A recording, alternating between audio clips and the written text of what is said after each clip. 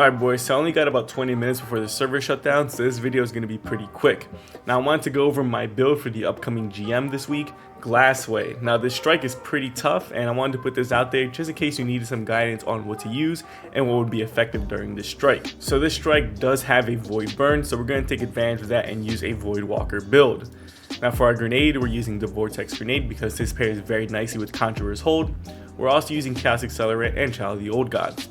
As for our fragment, using Echo of Undermining, Echo of Remnants, and Echo of Leeching. Mainly Echo of Leeching just for that plus 10 resilience, but Echo of Remnants makes our grenade last longer, and Echo of Undermining makes our grenades weaken. We're also using a Nova Bomb, we're using Vortex, although I kind of want to try Nova Vork because those wyverns are a pain in the butt, so we'll see. I don't know, I'll make the decision on the fly. Now loadout wise, I'm not too sure what I'm going to use yet. I want to synergize with my team and work together on that, but some options, I think Wither Horde would be really good for this strike because damage over time is just fantastic for the boss fight. Arbalest of course is goated. Honestly, Quicksilver Storm might be pretty good as well. Now I might end up using my Deliverance. I don't have it on me right now, but I have a demo Choke Clip roll.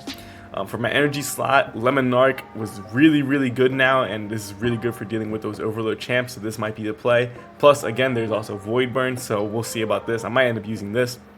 The Scout might be good as well.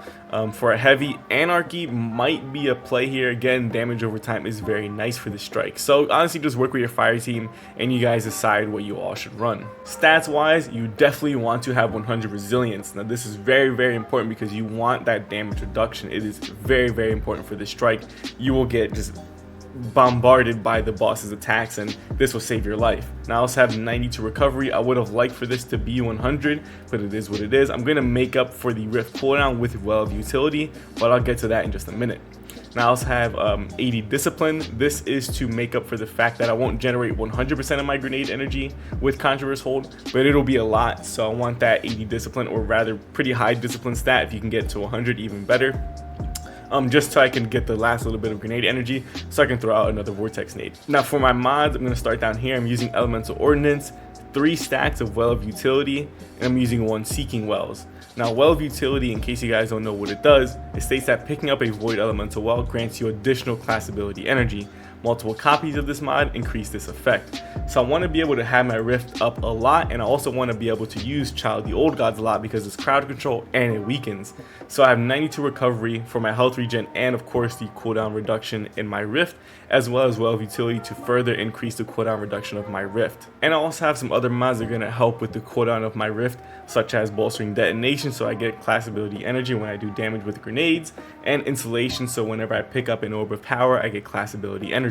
Now I forgot to mention that I also have double bomber mod, so when I cast my rift I get some grenade energy for doing so. This again will help me generate that last little bit of grenade energy so I can throw out another Vortex nade. And honestly, that's the entire build. The gameplay loop is pretty simple. Throw out an overcharged nade, cast your rift to summon the Child of the Old Gods, get that grenade energy, get the grenade energy from laying the grenade with Conqueror's Hold, pick up the Void Elemental Well, get my rift back, cast my rift again, throw a grenade. You know, it's just that. It's a very simple cycle of throwing grenades and casting rifts to apply weaken and crowd control. And that's the big thing in the strike, is you want to crowd control, especially those wyverns at the end, because they will mess you up. That is the most dangerous thing in this strike. It's the wyverns as well as the overload minotaurs. They will slap you and you'll probably wipe to those, so be on the lookout for that. So this is my void build for this week's GM. I also have a stasis build, but I wanted to try this build out first before I put out the stasis build, so be on the lookout for that if you do like running stasis. And stasis will be pretty good here, so if you have a stasis build ready to go,